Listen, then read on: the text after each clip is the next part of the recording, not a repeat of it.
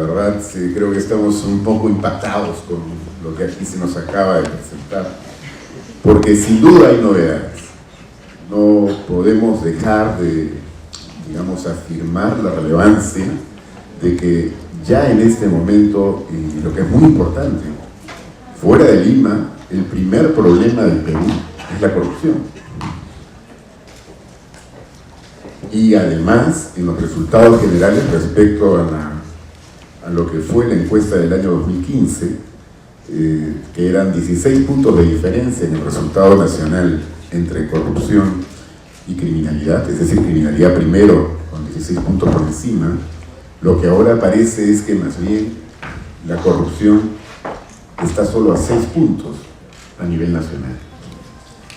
También es, por ejemplo, importante destacar cómo la ciudadanía identifica como las instituciones que menos han hecho en contra de la corrupción a los 3 poderes del Estado. Me refiero entonces al Ejecutivo, al Congreso y al Poder Judicial. Sin embargo, le reclama al presidente de la República, el 75% de estos encuestados le reclaman al presidente de la República el liderazgo para luchar contra la corrupción, versus un 15% al Poder Judicial. Pero entre las medidas más importantes que le plantean al presidente de la República es que debe iniciarse una reforma a fondo del sistema judicial en el Perú. Al mismo tiempo, un altísimo porcentaje también señala lo que podríamos calificar como su decepción luego del primer año de gobierno del presidente Kuczynski respecto a lo que no se ha hecho para poder combatir la corrupción. Bueno, todos estos puntos son sin duda muy importantes y yo quisiera solo ya destacar, porque no me puedo extender en esto, que pareciera ver que ahora se hace una diferencia. La tolerancia sigue siendo elevada, pero hay una diferencia entre lo que podríamos calificar como la gran corrupción, el tema que Transparencia Internacional ha planteado a nivel mundial, y la corrupción menuda. Entonces, se percibe como una mucho menor tolerancia a lo que hizo referencia Alfredo Torres hace un rato. Hemos bajado de más del 50% a 15%, pero respecto, diría, a la gran corrupción a la que hemos examinado, por ejemplo, a propósito del tema Lavajato, se percibe también cómo la corrupción ha penetrado la política. Y a la hora de establecer el ranking de instituciones más corruptas, apreciamos cómo se ha reducido la percepción de la policía como institución más corrupta, pero eso probablemente está ligado a la tolerancia a la corrupción menuda, que es donde identifican que está la corrupción policial. En cambio, se eleva la intolerancia o más bien el rechazo a la corrupción a más alto nivel. En fin, las encuestas son siempre un instrumento. Las encuestas requieren análisis, requieren investigación, son la base para construir políticas. Y esa es la importancia de contar con un instrumento como este. Y para poder hacer ese análisis o iniciar este análisis en 2017, tenemos entonces este panel de primer nivel que ya ha sido presentado. En orden alfabético van a intervenir primero Fernando Bergemeyer, director periodístico del Comercio. Después vamos a tener con nosotros a Patricia, como periodista y comentarista y analista, y también, por supuesto, Haris Mujica y Marisa Rodríguez. Entonces, perdón, Mariela. Mariela. Lo importante va a ser escuchar estas reflexiones que nos van a marcar un poco la pauta de lo que nos interesa hacer ahora como la tarea inmediata. Creo que vamos a poder apreciar muchísimo estas expresiones que está previsto puedan tener en un primer minuto, en un primer momento, por 10 minutos cada una. Y entre tanto, ustedes han recibido un formato para que quienes así lo deseen puedan formular algunas preguntas que nos van a ser alcanzadas aquí para una segunda rueda en la cual ya se daría, digamos, un complemento a la intervención inicial y respuesta a las preguntas que pudieran haber sido formuladas. Bueno, sin más, entonces, le cedo la palabra ahora a Fernando Bergemeyer. Adelante, por favor.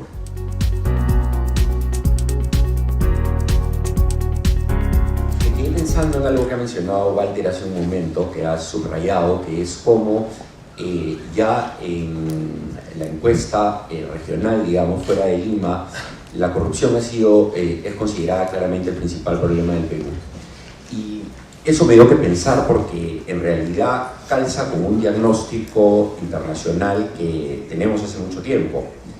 El Índice Global de Competitividad que elabora el Foro Económico Mundial y que ha sido mencionado también hace un momento, tiene una encuesta adjunta en donde se pregunta por los principales obstáculos para hacer negocios en cada uno de los países evaluados. Y en el caso del Perú, consistentemente figura como el primer obstáculo, año tras año, el tema de la corrupción, con un puntaje de 18 punto algo, si no me equivoco, sobre 20. Es decir, un puntaje casi perfecto, total, en ese tema. Entonces, de alguna manera, esta encuesta lo que muestra, por lo menos a nivel regional, es que nuestra propia percepción está comenzando a calzar con la percepción internacional o con los medidores internacionales. Es un tema además que va mucho más allá del mundo de los negocios, como voy a explicar brevemente en un momento. Cuando pienso en cuáles son las estrategias, ¿no? lo que decía Jorge Medina para enfrentar esto, yo creo que la verdad es que hay un problema que por obvio y por sencillo de repente y por normalizado sobre todo, porque ya lo asumimos como parte de nuestro paisaje, digamos, político y hasta sociológico de nuestra realidad, es un tema que nunca se aborda lo suficiente y de una manera lo suficientemente clara como el problema central, y es el problema de las instituciones que sirven para hacer valer la ley adentro de un país, es decir, el Poder Judicial, el Ministerio Público y la Policía, básicamente. Esas instituciones, en nuestro caso, están rotas, están sistemáticamente rotas, gobierno tras gobierno siguen igual de rotas, y la verdad es que mientras que eso no se solucione, no tenemos ninguna esperanza de llegar a ser un país menos corrupto. Entonces, creo que antes de plantear estrategias más sofisticadas, tenemos que volver ese el principal problema y el principal reto del país. Mientras que no tengamos eso, todo lo demás está construido sobre el aire. ¿Cómo ilustrarlo, ¿no? Por ejemplo, se habla muchas veces de lo que se dice en peruano como la criollada, ¿no? La viveza criolla, como esta proclividad de alguna forma natural o cultural hacia el sacar un poco más de lo que la corrección o la ley mandaría, ¿no? Pero en realidad eso no es así. Yo creo que cuando uno analiza un poquito más de cerca ese tipo de cosas, se da cuenta que el problema está en las instituciones encargadas de hacer valer la ley, nuevamente, en esas instituciones concretas. Yo pienso, por ejemplo, en el desastre que es el tráfico en el Perú, ¿no? Que es una forma bien clara y bien, donde uno puede ver de una manera simbólica, pero a la vez muy concreta, cómo le metemos el carro a los demás, ¿no? Y cómo todo el mundo, por ganar algo, no tiene problema en violar las reglas y pasar por encima del que está al lado. Sin embargo, los peruanos y en general los migrantes de América Latina no manejamos así cuando estamos en un país del primer mundo. Cuando estamos, por ejemplo, en Estados Unidos, la gente cumple las reglas o se esfuerza por lo menos por cumplir las reglas. ¿Y por qué sucede eso? Porque sabes que si no las cumples te va a pasar algo, y te va a pasar algo real, esa multa se va a cobrar y no hay discusión, y si vuelves a tener una segunda vas a estar parado frente a un juez que te va a aplicar la sanción que está en la ley. Entonces es así de claro, ¿no? El ser humano, las personas empujamos hasta donde nos dejan, y cuando no hay instituciones no hay un límite hacia ese hasta donde nos dejan. En inglés se usa una palabra que no tiene una traducción, y de repente eso es revelador exacta en español para referirse a estas instituciones encargadas de hacer valer la ley. Son las enforcers. ¿Cuál sería la traducción literal? Las que enfuerzan, las que por la fuerza hacen valer la ley. No existe un Estado de Derecho real que rija con posibilidades de ser respetado si no hay esa amenaza creíble de parte de las instituciones. La amenaza creíble de hacer valer la ley. Suena bastante sencillo, bastante obvio, pero no lo tenemos. Ese es un primer punto que me parece bien importante hacer. Es el central en mi visión. Mientras es como una construcción que está hecha sobre una piedra angular mala, que son estas instituciones, estas enforcers. Si la piedra angular está mal puesta, toda la construcción se tambalea constantemente, no es segura. Y eso es lo que le pasa al Perú y en general a los países que tienen instituciones enforcers en el nivel en el que tenemos nosotros a la nuestra. Creo que hay un segundo problema que es más fácil de solucionar porque depende más directamente de los gobiernos y de la administración, digamos, pública, que tiene que ver, ha sido mencionado también brevemente con las regulaciones burocráticas. Yo les comentaba acerca de este adjunto del Índice Global de Competitividad, que es la encuesta sobre las barreras para hacer negocios, ¿no? ¿Qué es lo que sistemáticamente también año tras año viene en el caso del Perú como la segunda barrera más grande, inmediatamente después que la corrupción? La ineficiencia de las regulaciones burocráticas, es decir, todas las regulaciones administrativas que son emitidas por el gobierno central, los gobiernos regionales y los gobiernos locales. Eso no es una coincidencia, eso es así. Casi todos los países que tienen muy alto el indicador de ineficiencia de las barreras burocráticas tienen muy alto el indicador de corrupción. ¿Por qué? Porque cuanto más engorrosas, cuanto más contradictorias, cuanto más ambiguas, cuanto más abusivas sean las regulaciones, más son los incentivos para que surjan los sobornos y las posibilidades de poder hacer un camino más corto que permita evitar todo eso, ¿no? Son, digamos, quienes, dicho de otra forma, quienes arman la mayor demanda, puesto en términos económicos, la mayor demanda, quienes elevan la demanda de los corruptos, quienes desarman el negocio, son quienes emiten estas regulaciones. Es una locura verdaderamente cuando uno analiza ya área por área lo que significa el peso de las regulaciones burocráticas en el Perú. Y ciertamente tenemos un peso mucho mayor que cualquiera de los países de la OCDE que esté en el mismo índice, lo cual ya demuestra que tan desproporcionadas son nuestras regulaciones, porque ¿para qué existen las regulaciones? Para proteger los derechos de terceros, ¿no es cierto? Cada regulación está ahí, las cosas que te piden para que puedas abrir un negocio, para proteger los derechos en diferentes campos de terceros. No es el caso que en el Perú, en general, los derechos de terceros estén mejor protegidos que en el promedio de países de la OCDE. Y sin embargo, el Perú tiene muchísimas más regulaciones que ese mismo promedio. Entonces, solo con ese dato nos podemos dar cuenta que tenemos un fenómeno absolutamente absurdo y fuera de control, y que si bien no justifica, ayuda a explicar buena parte de la corrupción. Dos últimos puntos que quería hacer. Uno tiene que ver con la informalidad, que Alfredo mostró hace un momento la pregunta relacionada con la informalidad, ¿no? Y me hacía preguntarme si no hay una conexión también entre informalidad y corrupción en países como el nuestro.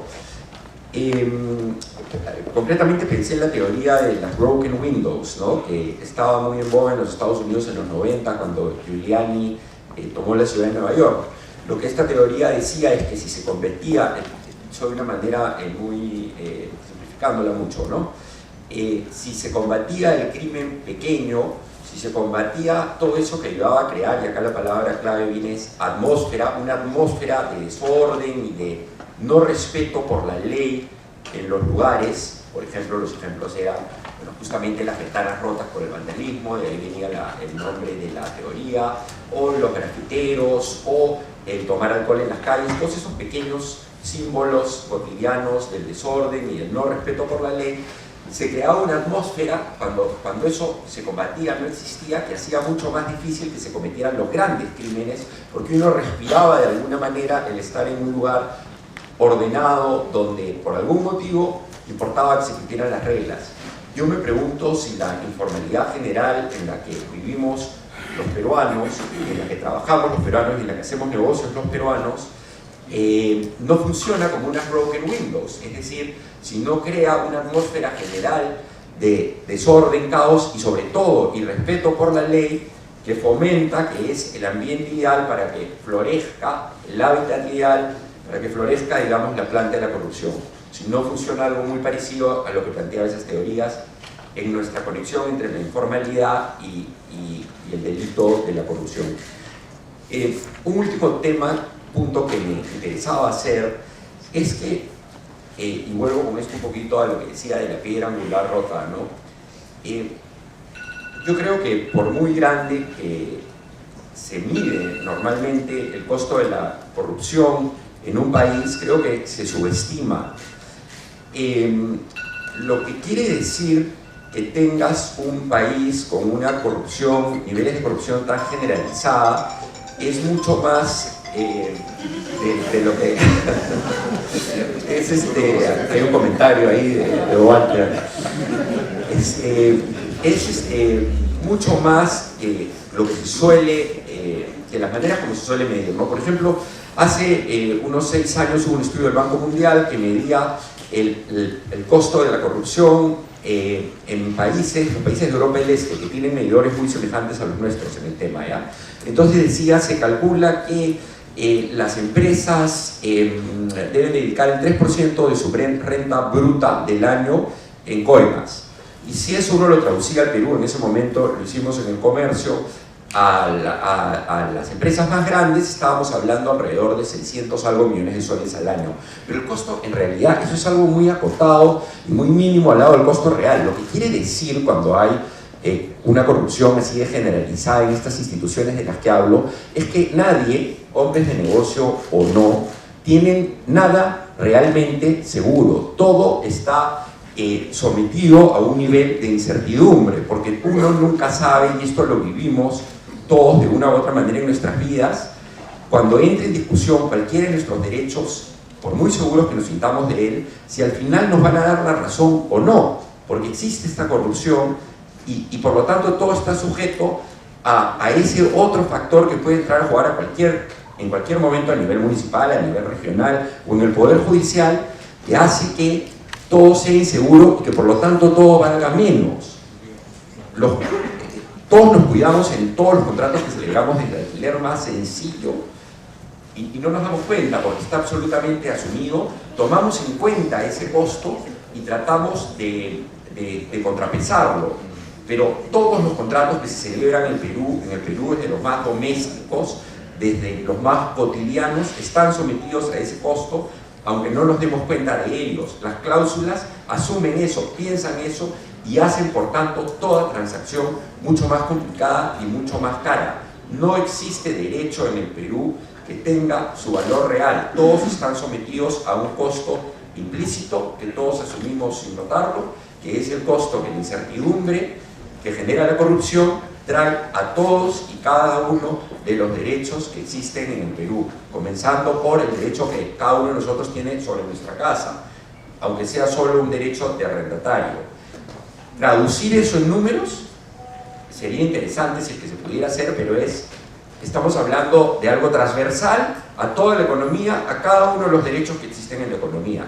Es gigantesco, todo lo que existe en el Perú, cada una, y lo repito porque es importante que quede claro así, cada una de las transacciones que se celebran todos los días está sometida a un costo extra implícito del cual no nos damos cuenta, que es el costo que le ponen a los derechos de los que se tratan en esas transacciones, la incertidumbre en la que existen, que es la incertidumbre que crean la corrupción de las instituciones nacionales, particularmente de las instituciones enforcers. Perdonen nuevamente que use el inglés, pero no hay una traducción literal y eso quiere decir algo, de las instituciones encargadas de hacer valer la ley en el país. Esos serían mis 4 puntos. Muchas gracias por la presencia.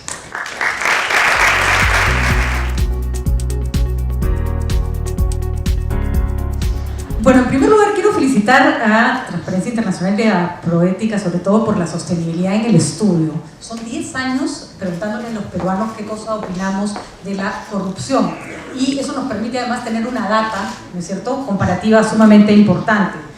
Además, lo que digan los ciudadanos acerca de qué piensan de la corrupción nos da una idea de qué tan eficiente está siendo la lucha contra la corrupción en el Perú. Y por otro lado, son 10 años de mirarnos a un espejo que no nos devuelve necesariamente nuestra mejor cara. Así que el esfuerzo no solo es considerable, sino además valiente.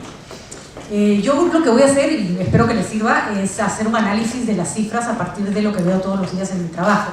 Puede ser un análisis antojadizo, un poco personal o de repente demasiado perceptivo y no académico, para esos tajaris, los demás académicos, pero creo que es lo que con lo que podría colaborar. Bueno, primero es obvio, y lo dice además el estudio, con eso arranca y me pareció muy pertinente, que hay un contexto político que en estas circunstancias, que se cumplen 10 años de la primera encuesta que se hizo, asusta y asusta terriblemente. Y además demuestra no solo que no hemos avanzado mucho, sino la precariedad de nuestras instituciones y de nuestro sistema político.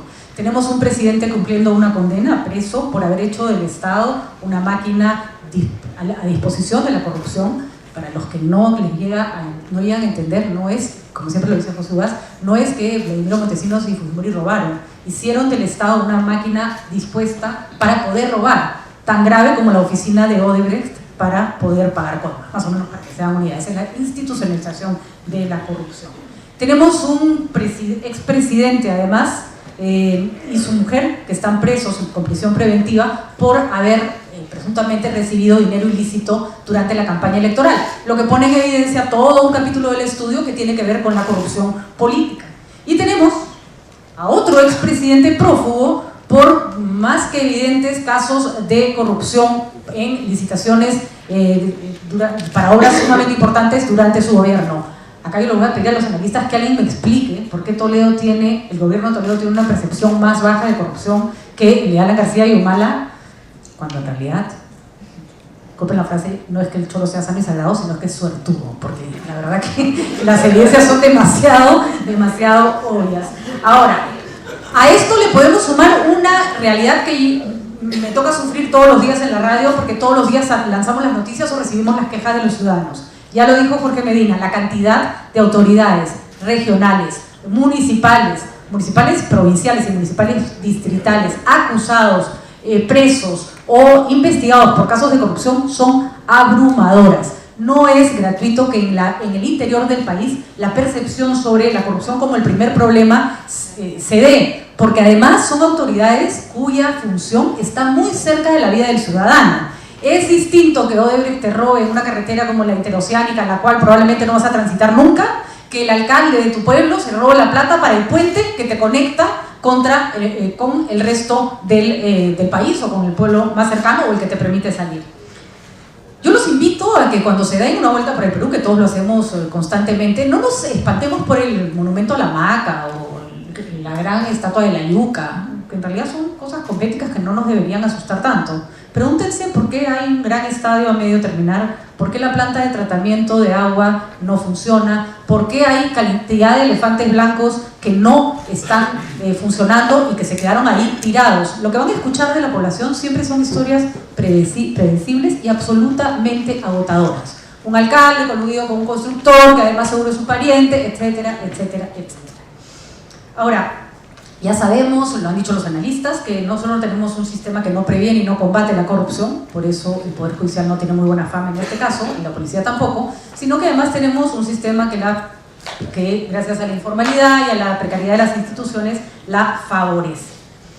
Yo diría que la cosa va mucho más allá, y voy a hacer una interpretación arriesgada que después pueden debatir en todos los temas que quieran. Yo creo que vivimos no solo en una sociedad que no tiene como valores fundamentales la legalidad y el respeto y la honestidad, los tenemos como valores en abstracto. Sabemos que la legalidad y la honestidad son cosas que tenemos que respetar, pero creo que somos pésimos en su aplicación y creo incluso que somos incapaces de reconocernos y de reconocer cuando tenemos un acto de ilegalidad o de corrupción al frente. El 61% de la población ha perdido confianza en el Estado por la corrupción. El 49% cree que eso afecta el crecimiento económico. A mí me llama la atención que solo el 23% crean que eso afecta el empleo y que eso incrementa la pobreza. porque quiere decir que la población no se está dando cuenta, y creo, repito, que en el interior del país esa conciencia sí es más clara por la cercanía con las autoridades, no se está dando cuenta el impacto que tiene la corrupción en su vida cotidiana. No se están dando cuenta que eso afecta directamente el bolsillo del ciudadano. Uno de los datos que más me llamaron la atención de la encuesta es que los que se preocupan y tienen clarísimos los casos de corrupción son los hombres educados y de clase media o clase alta, media o media alta. Es decir, las personas que tienen capacidad para darse cuenta que la corrupción los afecta, y los afecta probablemente en su generación de riqueza, lo cual por supuesto está muy bien, tienen una visión crítica de la corrupción. Y yo digo, ¿por qué no la gente más pobre? ¿Por qué no las personas que día a día conviven con un país que no funciona para nada? A mayor contacto con el Estado, repito, eso lo puedo decir no porque sea protagonista, sino porque soy testigo, dado que trabajo en un medio de comunicación como RPP, a mayor contacto con el Estado, mucho más vulnerable es un individuo a tener que sufrir la corrupción en el Perú. Y les pongo solo un ejemplo, un grupo de ejemplos. Ustedes probablemente, muchos de los que están acá, voy a arriesgarme a decir que la mayoría, no tienen que recurrir a los sistemas nacionales de salud. Por lo tanto, no tienen que lidiar con una persona que les va a pedir por lo bajo plata para darles una cama para que su pariente no se les muera en el pasillo. Nosotros, o muchos de nosotros, no mandamos a nuestros hijos a colegios nacionales. Y claro, la mayoría de las personas dicen que ellos nunca han pagado una coima en el sistema de salud y que nunca se las han pedido en el sistema educativo. ¿Cuántos de esos padres de familia no saben que el profesor que está ahí al frente está porque pagó una plata en la UGEL y le ha colocado a un profesor que no le va a dar la mejor educación a su hijo? Muchas de las personas no se dan cuenta que esas carreteras que se quedan a medio construir o esos bypasses que se hacen mal hacen que después la combi en la que van trepados se estrelle porque no tiene la curva bien hecha. Los que pagan en guachimanes y pagan serenazgos en distritos pudientes no tienen que lidiar con una policía corrupta que, como se robaron la plata para la gasolina, no tiene qué gasolina ponerle al patrullero y por lo tanto no va a llegar a su casa cuando tengan que enfrentar un robo. Y a esto le sumamos que el 10% considera, por ejemplo, que poner a un pariente que no tiene capacidades en un puesto público y que lo considera normal, lo considera hasta bien, y el 61% no lo considera ni bien ni mal. Yo no les diría que esas personas son cívicas.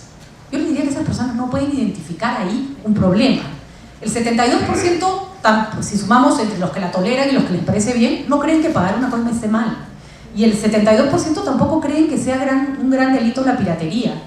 Nosotros a veces hablamos de la corrupción como si fuera una opción no formar parte de ella. Y yo les pregunto a los que están acá sentados, ¿qué hace un chico de una universidad nacional cuyo libro de derecho se vende en esa magnífica librería que se llama Communitas a 350 soles si no recurre a la piratería para hacerse de su material educativo? Porque además, probablemente, el libro de la biblioteca, alguien lo revendió o se lo robaron. El Poder Judicial, el 48% lo considera el más corrupto o la institución más corrupta, porque además a esta especie, cuando alguien logra identificar que efectivamente está ante un problema, tiene la certeza de que no se le va a solucionar. Pongo solo dos casos. El de la hija, el del caso del señor Nolasco en Ancash, que se denunció hasta el aburrimiento en un acto de corrupción en el que se involucraban autoridades y la niña, hija de este dirigente de construcción civil, tuvo que ver morir a su padre harta de decirle a las autoridades 1000 veces que eso iba a suceder. El señor Orellana se paseó por el Poder Judicial como le dio la gana, estafando gente. Y ya casi que las personas estafadas por él, parecía que el Estado les estaba diciendo que se merecían ser estafadas porque había un juez que se los iba a corroborar. En fin, tengo muchísimos ejemplos más, pero les voy a poner uno, para ya no fastidiarlos, que quiero que sean todos sinceros. ¿Cuántas personas han visto en esta foto que salió hace días y que ya la verdad que parece un aburrimiento seguir viéndola en los diarios, pero ha sido sumamente importante mirarla? Esta foto de este edificio que parece una gran galleta de soda, ¿no? que mide 7 metros de largo y 1,20 m de ancho.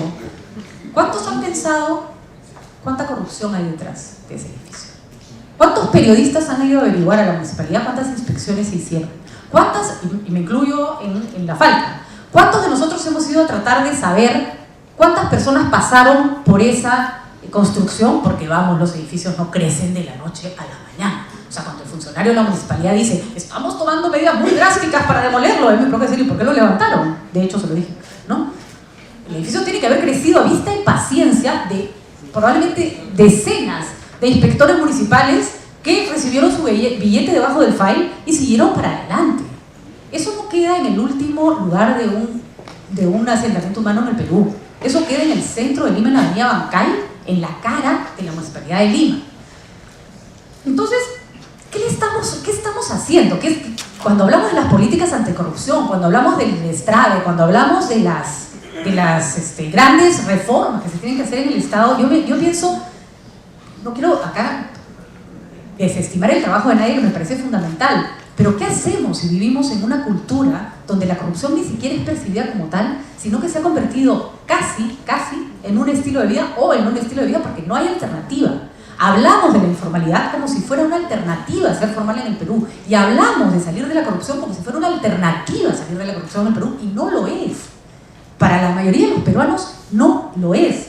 Y por eso nos pareció que a veces vivimos, todos, me incluyo, repito, en una burbuja que nos cuesta entender el nivel de precariedad en el que viven la mayoría de los peruanos que están conectados a estos casos. Y voy a hablar además de una cosa más.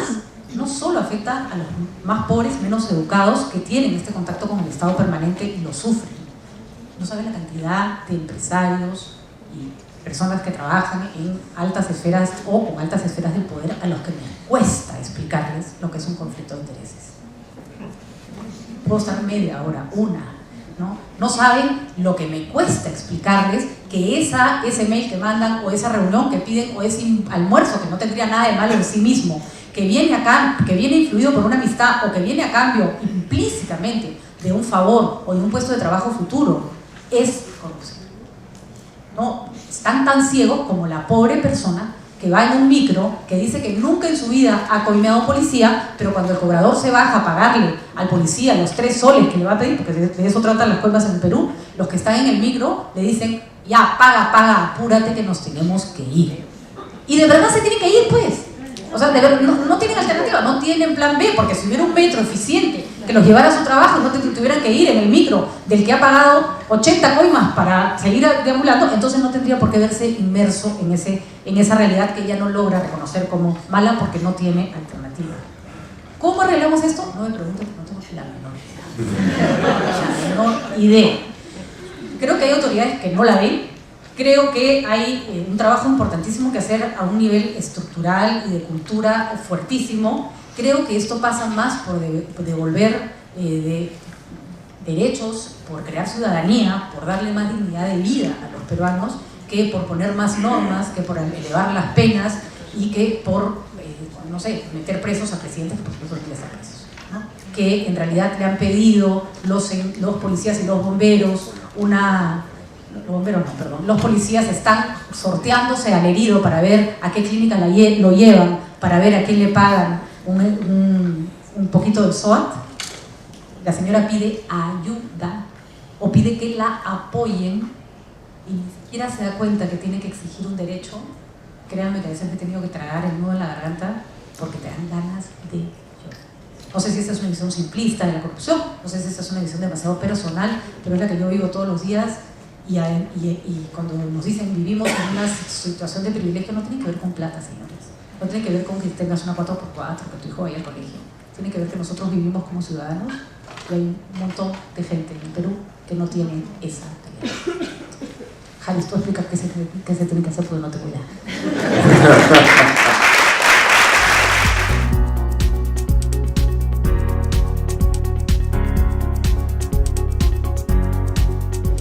Es un placer estar con ustedes, un equipo de investigación en la Universidad Católica, y nuestro equipo es un equipo de nerds. Trabajamos modelos de organización criminal, modelos matemáticos de traza de ruta. Me gustaría ponerme técnico hoy con la encuesta, pero voy a tratar de evitarlo. Quiero más bien concentrarme en 3 comentarios y 2 elementos de preludio. El preludio tiene que ver con que es claro en la investigación académica que la corrupción es una bolsa conceptual que incluye un montón de otros conceptos y un montón de conceptos y fenómenos diferentes. De manera que estudiar la corrupción es, en términos estrictamente criminológicos, imposible. Estudiamos diversas formas y manifestaciones del fenómeno. De manera que las respuestas integrales a la corrupción no parecen ser muy útiles, porque habría que estudiar y pensar respuestas ad hoc cada fenómeno particular que incluya esta, insisto, compleja y enredada bolsa conceptual. Por lo tanto, me quiero concentrar en una sola de sus manifestaciones y que aparece en varios momentos de la encuesta. Quiero concentrarme en esta primera intervención solamente en la pequeña corrupción.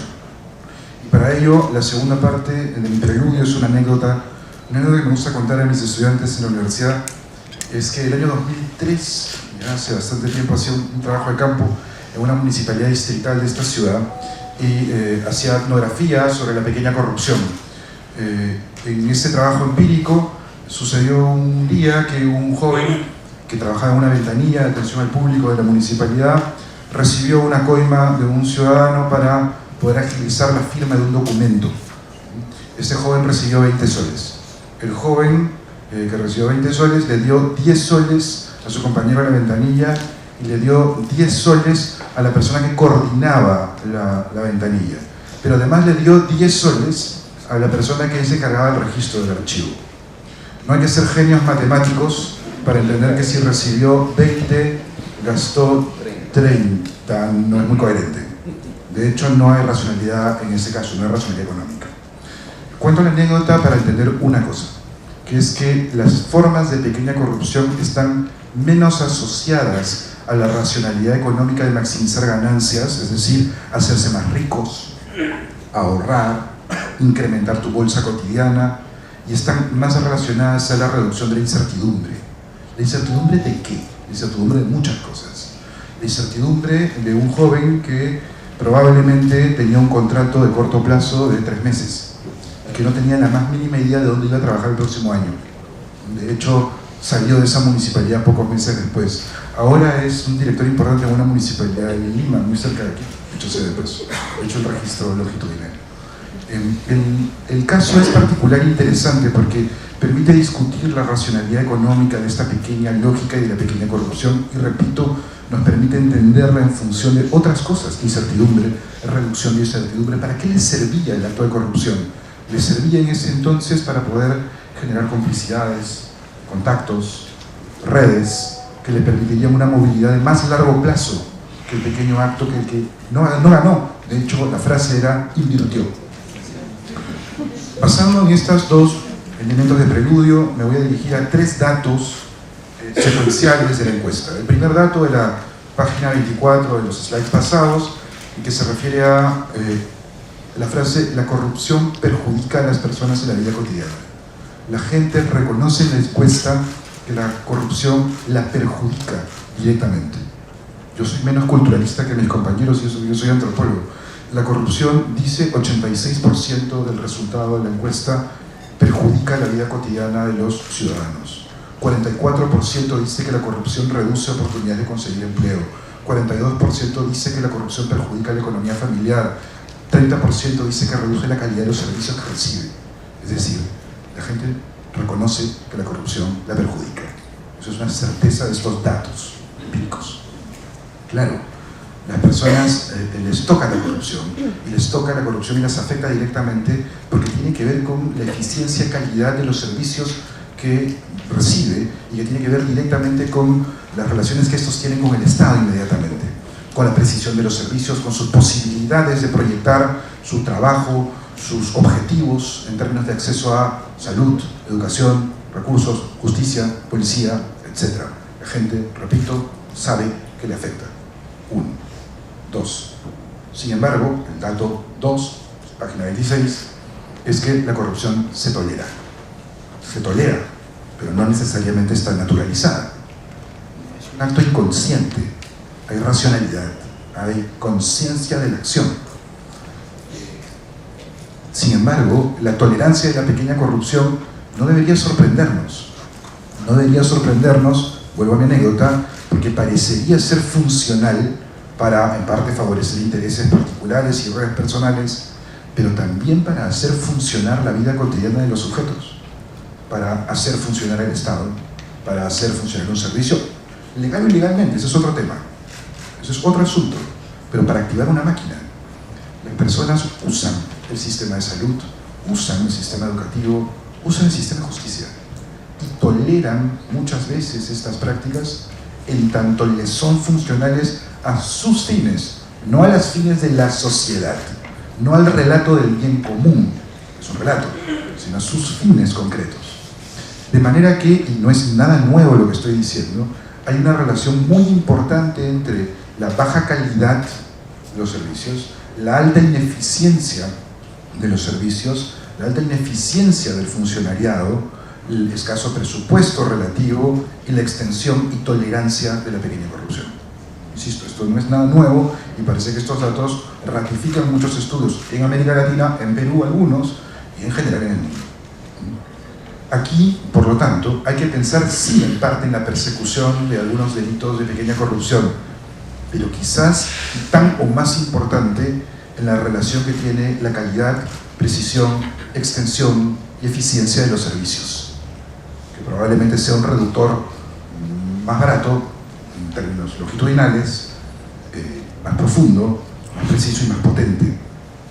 Así que claro, la informalidad es importante para explicar estos fenómenos, pero sobre todo un concepto central que es la precariedad, entendiendo la precariedad como la dificultad de proyectar, de saber qué voy a hacer el año que viene y de tener que usar caminos paralelos para poder garantizar un mínimo de estabilidad reduciendo la incertidumbre. Y claro, no sé cuánto porcentaje del Estado es gas, ¿60? ¿70% del Estado es gas? Es decir, que tiene contratos de 3 meses, de 6, de 8, mucho. No sé cuántos CAS hay por aquí hoy día, pero en general el Estado tiene muchos. El Estado no puede proyectar su futuro. El funcionariado no tiene idea de qué va a ser el próximo año. Hay que reducir incertidumbre, una carrera, etc. Y claro, muchos no saben si van a tener pensiones cuando sean viejos, si van a ser atendidos en el sistema de salud. Hay un problema que tiene que ver con incertidumbre y el concepto de precariedad. Insisto, nada nuevo. Dato 3. Si el dato 1 era la gente reconoce que la corrupción le perjudica en la vida cotidiana, el dato 2 es que a pesar de eso la corrupción se tolera. Y un dato que me gustaría leer con calma, página 27, es la mayoría no ha pagado coimas. No las ha pagado, o al menos es lo que dice. Dice que no las ha pagado.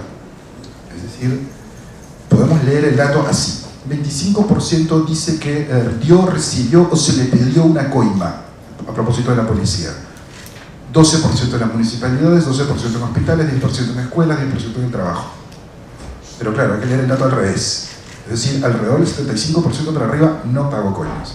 No se les pidió y no se les ofreció. Yo naturalmente soy apocalíptico, me gustaría pensar el otro lado del vaso. Es decir, la otra dimensión del fenómeno.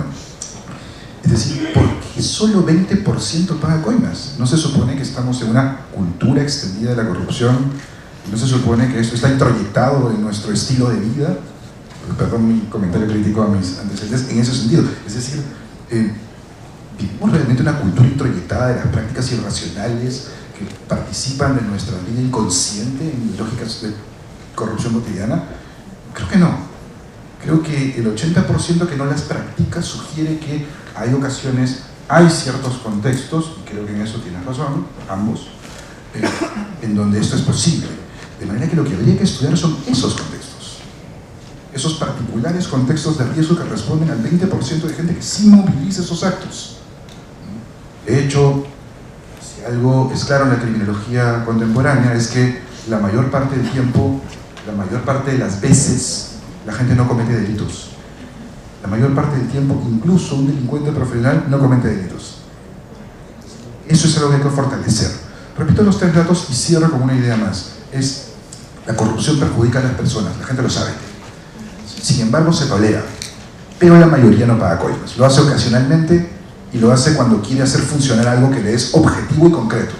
No para destruir el sistema, no para fundar otro Estado, no para fundar una parasociedad, sino para hacer funcionar aquello que está buscando.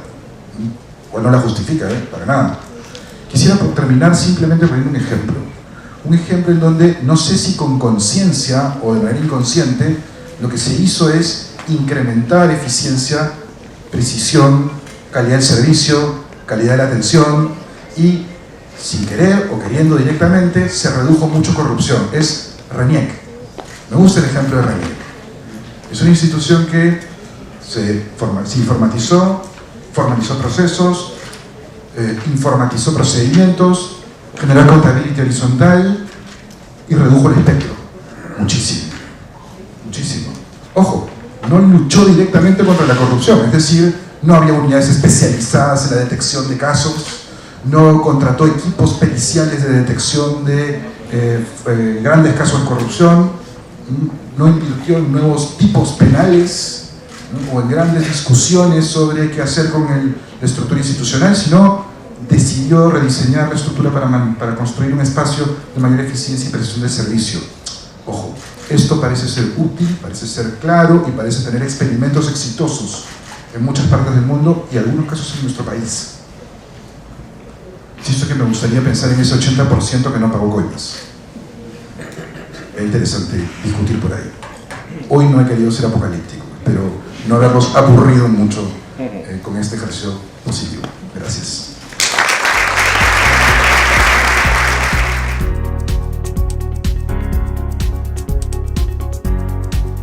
Bueno, espero con mis comentarios reforzar un poquito lo que he escuchado de mis anteriores panelistas. Pero voy a empezar con una pregunta, pero como va a ser incómoda, no les voy a pedir que levanten la mano, sino que se la contesten solos. Y es que, ¿cuántos de ustedes han vivido el caso o conocen a alguien que ha no solo sacado su licencia, ha revalidado su licencia a conducir y ha celebrado, además de hacerlo, pagando un tramitador en lugar de ir por el proceso? ¿Okay? ¿Y cuántos de ustedes han revalidado su licencia por la legal? Se hicieron todo el trámite, que no es tan engorroso en realidad. Pero sus amigos le dijeron que era un menso. O sea, que para qué si era muy fácil ir a pagar un tramitador, si todo el mundo lo hace. Entonces, asumo que todos coincidimos en que esto pasa todos los días en Lima, que es Vox Populi, que no calificamos a la persona que lo hace como un corrupto, no lo descalificaríamos de esa manera. Quizás podemos decir, nos parece bien, pero no lo calificamos como corrupto. Aceptamos las justificaciones que nos dan, y el que lo hace se autojustifica, no tengo tiempo que perder, etcétera, o tengo algún problema y la próxima vez lo haré. Y no ciertamente denunciamos a nadie por ese acto, ¿no? La mayoría que lo justifica no permitiría que sus hijos, que van a sacar la licencia de conducir por primera vez, vayan por ese atajo. Sería muy difícil pensar en un padre de familia que diga a su hijo: oye, hay un tramitador que te va a sacar la licencia de conducir. Y entonces parece que le estamos dando una lección al joven, un mensaje al joven, de que algunas reglas aplican para ti, pero no para mí. Y además, el joven recibe el mensaje de que, bueno, cuando sea un adulto y pueda tomar decisiones y tenga mayor influencia, podrá él decidir cuáles son las reglas que aplican para él y las que no aplican. ¿Ok? Entonces, esto es lo que, este ejemplo lo doy porque es lo que más me llamó la atención en la encuesta. El hecho de que somos muy duros en señalar la corrupción de alto nivel, a nivel ejecutivo, legislativo, digamos, de las altas esferas del empresariado, pero somos extremadamente tolerantes con lo que hemos llamado la micro o la mini corrupción, ¿no? Y es lo que más me llamó la atención porque no vemos como negativa esa microcorrupción, o 3 de cada 4 no la ve como negativa, pero señala muy fuertemente con el dedo cuando esta ocurre en altas esferas. Y es como si no hubiera una conexión entre una y la otra, como si fueran dos cosas completamente distintas. Y aunque suene durísimo decirlo, no nos estamos dando cuenta que el semillero de la corrupción de alto nivel son los niños y jóvenes que están siendo educados desde muy temprana edad para tolerar, justificar, usar selectivamente o activamente comportamientos de corrupción en el ámbito de la familia, del barrio, de la escuela y del trabajo. Ahí comienza, muy temprano. Nadie nace corrupto, y que yo sepa, no se ha demostrado científicamente que hay un gen de la corrupción. Y nadie se hace corrupto de un día para otro. En realidad, la capacidad y la voluntad de cometer actos de corrupción se va construyendo con el tiempo, con comportamientos aprendidos de experiencias reales, de antivalores, como la falta de honestidad y el poco respeto a las reglas, ¿no? A partir de experiencias reales, que ocurren todos los días. Es el mensaje que le damos, o la lección que le damos al joven cuando logramos el servicio premium del cable, pagando el servicio básico más una colaboración al técnico, ¿no? Es cuando el joven sabe que los amigos de la universidad le van a decir soplón si se le ocurre o pretende denunciar a otros que están comprando un examen. Y es más, es la lección es la lección que le dan los padres cuando tiene el coraje de denunciar este acto, que le dicen que no se involucre porque va a salir mal parado. Son esas experiencias de aprendizaje mediante las cuales los comportamientos antivalores, los antivalores, se van pasando por agua tibia con el tiempo y se vuelven un comportamiento o muy rechazado, ¿no? Eso es ese 27% que no lo tolera y no lo comete. O es un comportamiento tolerado, es el mundo en que vivimos, no podemos funcionar como sociedad sin eso, no hay forma. Entonces nos acostumbramos y vivimos esto que acabo de escuchar. Justificamos eventualmente para algunos casos, únicamente cuando vamos a salir, para evitar un problema o para evitar una sanción que nos perjudica. Ya es el tema de usarlo para cuando es realmente personal, ¿no? O selectivamente, algunos casos sí y algunos casos no. Depende de cómo he ido construyendo estos valores. Y puede que quede ahí y seamos un ciudadano más que vive en este ambiente de informalidad y de microcorrupción. Pero el peligro está en que algunos de estos jóvenes se gradúan y finalmente cuando llegan a situaciones donde hay más influencia y mayores niveles de poder, como en el caso de los altos ejecutivos, funcionarios políticos y funcionarios públicos y políticos del caso Lavallato de Odebrecht, termina siendo no un comportamiento tolerado, sino una estrategia que hemos perfeccionado conscientemente, ¿no? Y nos volvemos unos estrategas para poder obtener cosas y beneficios para mí, ¿no? En mi vida, cobrando ventajas sobre el sistema, sobre los demás, de manera individual, o lo usamos como una estrategia para formar parte de un colectivo, que serían las famosas mafias que se van armando en esas altas esferas de corrupción. Entonces, lo que veo cuando veo este resultado de las encuestas es que me sorprende que no veamos esta relación entre una cosa y la otra. Porque como sociedad condenamos y exigimos mayores sanciones, mayores leyes, mayores regulaciones, mayores acciones para combatir, mayores niveles de inteligencia para combatir a la corrupción. Y estamos atrapados, porque ya lo hemos visto, como la experiencia dice que cuanto mayor, como lo mencionaste tú, mayor burocracia, mayor regulación genera mayores oportunidades para la corrupción. Entonces estamos en una especie de círculo vicioso de la corrupción. Y no nos estamos dando cuenta que hay una tremenda lavada de manos social, en la que no nos estamos haciendo nosotros, la sociedad común y silvestre, la sociedad adulta, todos los días, que estamos nosotros los que estamos generando el problema. Necesitamos actuar sobre la educación de los niños, de los jóvenes, desde la familia, desde la escuela, desde el barrio, desde el primer trabajo. Erradicando comportamientos y estos antivalores que al principio parecen muy inofensivos y es la forma en que vivimos, pero que van construyendo esa capacidad y voluntad de actuar de manera corrupta. Sé que es más fácil decirlo que hacerlo. Pero si queremos realmente derrotar a la corrupción, necesitamos evolucionar hacia una cultura donde exista confianza, honestidad y el respeto a las reglas. Lo que pasa es que es como la rana, ¿no? Esa rana que la meten en agua tibia, la van calentando la agüita y de repente es sopa de rana. No se dio cuenta que terminó hervida. Y yo que estoy en la educación tanto tiempo, les puedo decir que no pasa por decir, ay, qué barbaridad, esto se soluciona entonces con que los colegios y las universidades hagan cursos de ética. Porque en la teoría, no, todo es fantástico. La verdadera capacidad de sostener los valores se da en la práctica, cuando nadie me ve, cuando es tremendamente inconveniente, cuando sé que voy a poder hacerlo y no voy a ser atrapado en el acto, ¿no? Entonces, pasa en realidad, y eso es algo que yo sugeriría como una de las líneas de estrategia, por un pacto social, que nos hagamos todos como sociedad peruana.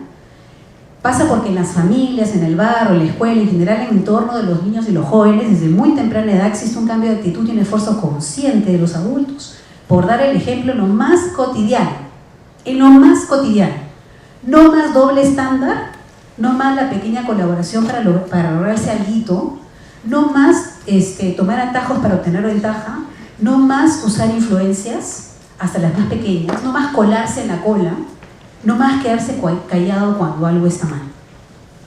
Es en la sociedad civil, además, que yo creo que podemos también hacer contribuciones.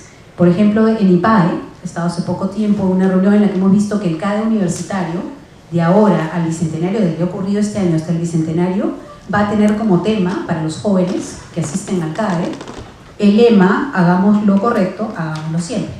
Y es un tema que va a seguir siendo recurrente. O en Empresarios por la Educación, que reconoce que la actividad empresarial no puede vivir de espaldas al rol que tiene la empresa, y el ejemplo que se da a los jóvenes en el primer trabajo, ¿no?, en la formación de ciudadanos éticos, responsables y empoderados. Entonces, yo creo que hoy también tenemos una oportunidad de aprovechar la tecnología que hace que los mensajes y las campañas sociales en redes sociales sean de gran cobertura, bajo costo y muy efectivas en transmitir un mensaje social o hacer denuncias. Un buen ejemplo de que es posible que haya un cambio de actitud en la gente joven es porque ahora yo noto que en la generación, digamos, muy joven, ya saben que cuando van a salir y van a tomar, no deben manejar y contratan taxis o tienen el amigo designado. Y algunos de ustedes dirían, bueno, eso pasa porque en realidad la policía ha hecho redadas más frecuentes y efectivamente las sanciones son sumamente duras.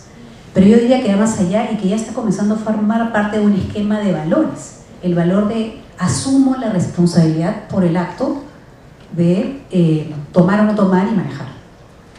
Entonces, creo que una de las líneas de batalla frente a la corrupción tiene que pasar por llegar a ese nivel, al nivel de los valores que se van formando desde que eres niño o eres joven, que implica hacer lo correcto siempre, cuando nadie nos ve, cuando no es conveniente, cuando vamos a salir tremendamente perjudicados por no ceder ante un acto que tildemos de corrupción, ¿no? La pregunta que tendremos que hacernos como sociedad es cuánto estamos dispuestos a sacrificar como adultos esa zona de confort en la que estamos de alguna manera. No necesariamente es tan confortable vivir en el ambiente de la corrupción, pero hay un poco de nivel de confort que existe en vivir en un sistema en el cual podemos tolerar y justificar ese tipo de comportamientos. Porque en mi opinión es por ahí donde hay que atacar la corrupción, donde hay que trabajar si queremos que los resultados de las próximas encuestas realmente cambien. Si no, vamos a seguir viendo todos los años más o menos los mismos resultados. Y ahí acabo mi comentario. Muchas gracias. Sí, muchísimas gracias. Voy inmediatamente a leer las preguntas que han sido dirigidas a ustedes, pero algunas que son de carácter general y tan metodológico las vamos a contestar más bien desde Proética para acortar el tiempo. Como les dije, ustedes tendrían 5 minutos para comentarios finales y responder a esto. Dado que todos hacen periodismo, les voy a pedir autorregulación nomás. Las alarmas acá no están funcionando bien. Y viene la primera para Fernando. Dice: una investigación, denuncia de la Fiscalía y sentencia del Poder Judicial tiene una duración de 7.5 años en el Perú. En Brasil, en el caso de Lava Jato, este proceso duró solo 9 meses. ¿Considera que es una estrategia para combatir la corrupción el acortar directamente este plazo para lograr una sentencia efectiva? Adelante, Fernando. Bueno, antes de ir a la pregunta, quiero hacer un pequeño comentario. Que Haris tocó un punto que yo me olvidé de mencionar de la encuesta, pero que me parece importante, y es este. Él hacía mención al 80% que declara no haber hecho ninguna coima, nunca. Y yo creo que hay algo importante ahí que yo quería decir. y que es básicamente que no les creo. No creo que se trate de, sí, por la desconfianza generalizada. Yo creo que no se trata de un 80% que, como ha dicho Harris, no haya coimeado, sino creo que se trata simplemente de un 80% que declara que no lo ha hecho, y es bien diferente declarar a la verdad, ¿no? Como sucede incluso, y Alfredo no me dejará mentir, en las encuestas de intención de voto. La gente miente cuando le da vergüenza una opción. Bueno, me imagino mucho más vergüenza les va a decir concretamente que han coimeado, ¿no? La misma encuesta se contradice en ese sentido, porque los encuestados declaran que es más de la mitad de los encuestados, que es el segundo principal problema del país, si uno lo ve a nivel, incluyendo los encuestados de Lima, y si toma solo los encuestados de regiones, es el principal problema del país, y sin embargo solo el 20% ha incurrido en coimas. Entonces es un 20% extraordinariamente activo, ¿no? Para que esa sea la percepción cuando el otro 80% nunca comete este tipo de actos.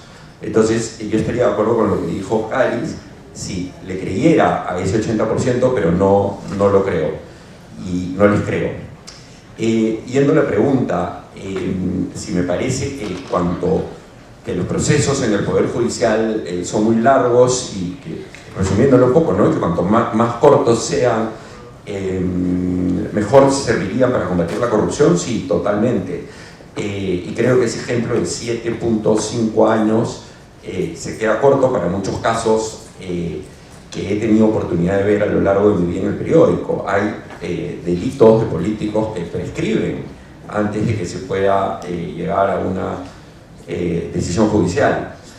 Sin embargo, volviendo a lo que yo decía, donde me imagino que surgió la pregunta, para mí el principal problema no es la demora, siendo un problema grande, sino la incertidumbre. Ese proceso puede salir de cualquier forma, y uno de los motivos importantes por los cuales ese proceso puede salir de cualquier forma es por la corrupción. Para mí ese es, digamos, el talón de Aquiles principal desde el punto de vista del Poder Judicial, que es a donde iba la pregunta, como ente de lucha contra la corrupción. Sí, podríamos decir además que el 7.5 de promedio en el Poder Judicial de un caso de corrupción puede ser optimista, ¿no? A juzgar por lo que estamos viendo, por ejemplo, en los casos de ahora. Es lo que decía, totalmente. Creo que hay montones de ejemplos emblemáticos, incluso, como digo, de prescripciones, ¿no? Alcanzadas, sí. Sí. Bueno, gracias. Adelante, por favor, Patricia. Muy bien. Muy bien, yo tengo algunas preguntas que contestar que son bastante sencillas. Me preguntan si no hay, por qué no hay datos del Ministerio Público o comentarios al respecto en la encuesta. Lamento decirle a mis amigos fiscales que no es que tengan una buena percepción, sino que todo el mundo identifica al Ministerio Público como Poder Judicial, así que ahí van metidos todos, ¿no? Es muy difícil explicarle a las personas normalmente la diferencia entre un fiscal y un juez, y la consideran parte del mismo sistema. Me preguntan sobre la reflexión sobre corrupción y afectación de derechos humanos. Creo que un poco sobre eso versaba lo que estuve explicando, el hecho de que la gente no puede ejercer su ciudadanía la acerca a actos de corrupción, de la que hay que diferenciar. Una cosa es que uno no haya pagado una coima y otra cosa es que uno no se vea inmerso, que era lo que yo trataba de explicar, en problemas que implican que el servicio al que está accediendo tenga detrás toda una historia de corrupción en la que la persona es víctima y ni siquiera lo puede identificar. Y acá voy a coincidir con Fernando que yo no es que no le crea a ese 80%, pero no creo que ese dato sea real. Voy a poner un ejemplo un poco más mundano que el de las elecciones. Esta no era la época de Fernando, era la época en que yo trabajaba en el comercio, que era antes. Cuando hacíamos encuestas de qué era lo que la gente leía, en esa época era un poco aburridón, pero decían que era lo dominical. Y cuando apareció la versión... Aún hoy, y cuando aparece la versión online, la gente le da más clics al horóscopo, ¿verdad? Lo siento, pero así es, ¿no? Ya, pero esa es una, y ahí coincido con Mariela, en que hay una suerte de doble moral en personas que están en condiciones de reconocer la corrupción y la pasan por alto porque les conviene. El mejor ejemplo son los ejemplos de la gran corrupción, pero creo que hay un nivel de pobreza en el Perú que puede no ser una pobreza monetaria, porque hemos salido de la pobreza monetaria, pero no hemos salido de otros tipos de pobreza mucho más complejos que no permiten a la persona hacer un deslinde porque no, repito, no tiene alternativa. Y voy a usar un ejemplo de Harris Mujica, porque además siempre me he inspirado en sus estudios sobre corrupción. Harris tiene un libro maravilloso que se los recomiendo a todos, en que analiza el mercado negro de los celulares. Un estudio que hizo además cuando todavía no había tanta regulación al respecto. Y él analiza el caso de un lugar donde venden más celulares robados en el Perú y cómo una persona de escasísimos recursos podía acceder a un celular que de haberse ido a una empresa formal no hubiera accedido. La persona no solo compraba un celular a la 10ª parte de su precio, sino que además la empresa telefónica le ponía un chip, sin preguntarle de dónde había sacado el celular. Yo pregunto, ¿esa persona tiene conciencia? ¿Cree que está haciendo algo malo? Y Harris además ponía un ejemplo más interesante. Esa herramienta conseguida informalmente y sobre la base de la ilegalidad le permitía conectarse a un mercado que de otra manera no se hubiera conectado. Cafetero que tiene teléfono para que lo llames, para que vaya a tu casa a hacerte un arreglo. Yo me refiero a ese nivel, de eso coincido plenamente con Harris, que tiene que ver con la precariedad. Y sí, la mejora en servicios públicos tiene que ver naturalmente, y además coincido plenamente en que eso te saca de ese círculo de corrupción en el que puedes estar inmerso voluntaria o involuntariamente. ¿Cuán consciente es la persona de que está pagando una coima o que simplemente eso es lo que le toca hacer? Aquí le dejo la palabra al sociólogo. Desde mi experiencia en la radio, escuchando testimonios que es por supuesto absolutamente parcial, hay que explicarle a las personas que están siendo abusadas y que lo que están haciendo no forma parte del conducto regular que necesitan para recibir un servicio, ¿verdad? Nos pasamos haciendo docencia todo. Así que en ese punto discrepamos, pero, repito, mi exposición está hecha sobre...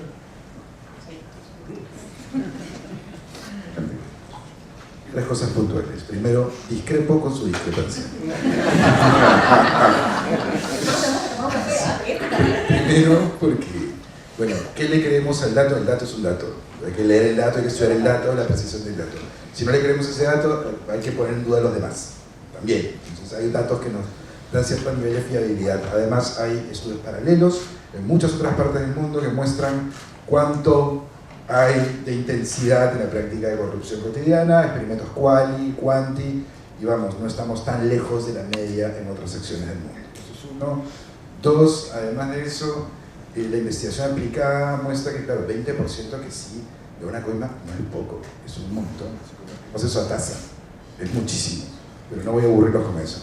Lo único que quiero decir es que discrepo con la discrepancia. Dos cosas más.